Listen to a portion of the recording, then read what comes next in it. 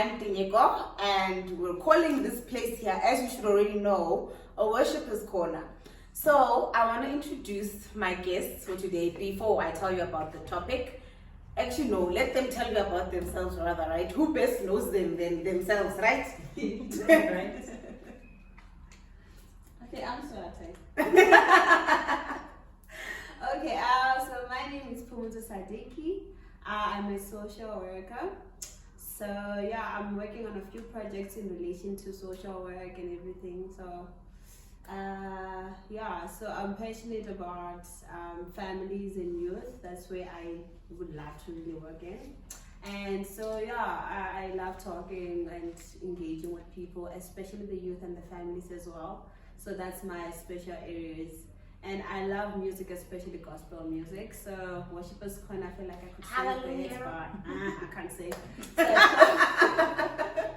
That's basically me. Social worker who loves families and youth, loves people, loves serving, and obviously love the Lord. That's like so much. So it's basically part of my life. So I feel like doing social work is actually my calling in terms of helping people and helping people find their way, helping people reconnect with themselves, helping people connect with God as well, and finding their purpose in life, hence youth and families. So that's basically me. Hi everyone, I'm Rachael Mkoki, a new brand. I'm also a social worker who's actually studying her master's in migration and displacement. So that builds on my social degree because I want to specialize on child migration. So that also goes back to children and family. So I'm actually a singer. I'm into gospel as well. And guys, I love God. Has been amazing. And being part of this show, I would love people to learn from me, and I would also want to explore this because this is really interesting. Yes, girls!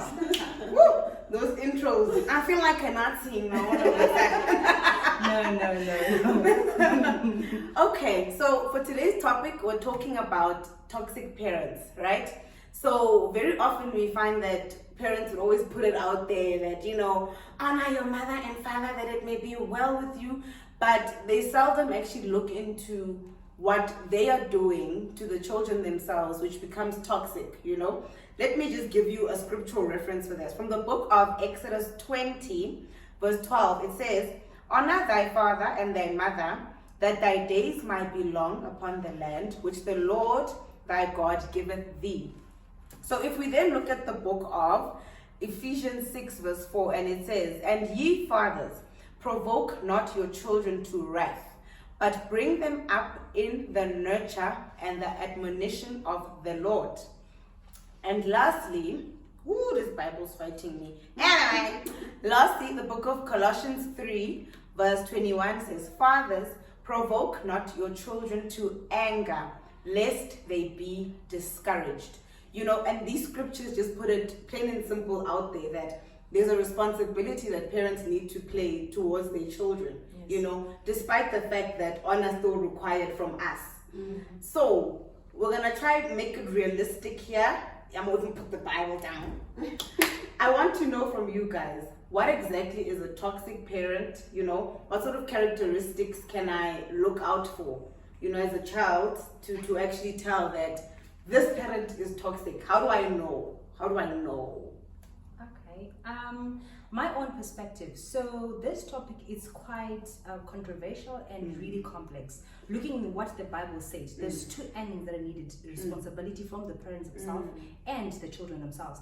But what I would say is that toxic doesn't necessarily mean that the parent is only doing bad things. So once somebody hear that toxic, they just think of the negative side of it. But there is more to that. There's also the positive side. If a parent is just too much, providing, spoiling, that's also toxic. Wow. Because it can also lead to a child not actually being able to stand, to be independent for themselves, because they would want to actually fulfill or would want to affirm with their parents, but leaving what they would want to do in life from themselves. So they kind of like, that comes attachment issues as well. So what do you think? Imagine marrying someone like that now. Yeah. Never mind, let's not go there. Okay. Yeah, that's true, because most of the times people think the toxic parent is the parent that's abusing the child, is physically and emotionally. So, and she touched on something very important that people overlook. It's the fact that even spoiling your child too much is being a toxic parent. Because at the end of the day, you want to bring in the balance. Because you find parents that are just not there, neglecting their child, and then there's the parents just doing too much.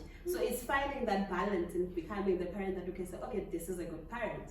But then with the toxic parent, then it's those two bodies at the side saying, okay, spoiling your child too much, and then just neglecting your child altogether. So that is like defining in terms of like what is a toxic parent. So it's the parent that will be at the top there, doing everything for their child, not letting them be independent, as you said. And this child now can stand by themselves. It's when you find situations where a child now is in high school and they finish, because the parent is there all the time they're helping them with anything. And they go to varsity, you have to do everything for yourself. And they don't know how to do that. Now they have to call their parents all the time. No, they can't, because the parent is not there. You have to do lectures by yourself. There's no tutor who's going to come and do it for you. You have to do it for yourself. You have to take care of yourself in the house as well. So that means you have to make sure that you have groceries, or so if you don't know how to do that, already for you it's trouble, because you're like, how am I going to do this? Because you already had that assistance. And then you find the ones that were neglected as well. So with that one, obviously when they're growing up and they get a chance, then it becomes also toxic, because when they get out there, they didn't have the support as well. So it's like, okay, I'm here alone, I don't know what to do. So also, you have to look at those two sides in terms of like how the borderlines, and then the balance in the middle. As well as on the second part of those that are neglected, there's issue of self-belonging. Struggling with self-belonging is because you've been neglected. I can just share a story for what I've been through. Not that they were not there for me or they were too spoiling for me, but me to adapt to my father's family side. It was so hard because I wanted to be part of them. But at the same time, with my mother's side, they were there, but still I was not their surname. When they say Mufiri, I'm like Mukoki, you know what I mean? When they say Mufiri people, I'm not there. They're providing, but that's not my blood. But even when I got to the Mukoki family, it's like, okay, fine, I'm just there, but where do I fit in exactly? Do I belong in there? And in addition, she asked about characteristics. For me, what I think is that companionship with children, that's where it starts. Having a relationship and also making those boundaries and principles with the children, that this is what I expect you as a child to do this and giving you a borderline that I'm a parent, there should be respect. That also allows the child to respect a parent. At the same time, also allowing the child to express themselves, because sometimes, for example, this is very touchy, because the fact that a parent would give a child responsibility, not responsibility per se, but just an opening of freeing themselves, it will feel like they would be respected in return. So parents tend to create that border whereby a child is not supposed to, cross this border. But sometimes it needs to be when companionship relationships gets in. That's when a child can also be able to be like, no, this is my mom, there's somewhere that I can end. And also I can also relate that, no, mom and dad, this is what I want to do. For example, the issue of education itself. Parents tend to have this, that a doctor will bring money in the house, but I want to be a social worker, you know what I mean? It does not have money, but still, that's what I want to do because I enjoy it. So I feel like it also gets to that, because it might be a small thing whereby it starts as a child, but this thing actually ruined families, because what I did not have, a relationship that I did not have, independence that I did not have with my mom at a younger age, can affect me as I get married to my husband. Because if I'm independent and this husband wants to be respected, I'm like, no, you can't send me this. So it's those things that start at a very developing stage that will ruin your tomorrow. So that's what I think. I love where you brought in the balance of what is actually a good parent in this, because we're talking about the two other ones, because like you say, allowing the child to be responsible for certain acts, allowing the child to be free to be able to make their decisions, because if you don't allow them to make those decisions themselves, if I want to be a social worker, now you're saying I must be a doctor, that affects me to a certain extent, because I'm just like, but it's not what I want, but now I have to do it because now you're mad. Exactly. So now then you're being disrespectful. Your days. I know that, right? Exactly. So I think it also becomes a problem because now you're trying to honor your mother and your father, and now you also have to be an independent person. How do I then do that balance as a child of God, is trying to be respectful, and how do I then talk to my parents in a respectful manner as well? Yeah. Because I think that's the struggle as well, because I'm just like, okay, but I want to tell my parents that I actually want to do social work, but how do I go about it without being disrespectful or saying that I don't, respect them? Because you find parents, like again, being a toxic parent will be a point where the child goes to the parents and tells them, actually, in a nice way, like, it's not what I really want to do. Could we talk about it and discuss it? And then the parent's like, no, if you don't do what I want you to do, I'm not paying then for I'm it. not paying for Yes. it. Then that's you pushing your child away, and you can't do that to your child. You're supposed to support them in whatever they do, because they're learning, they're finding their identity. If they make a mistake, you're supposed to be there to guide them through the process.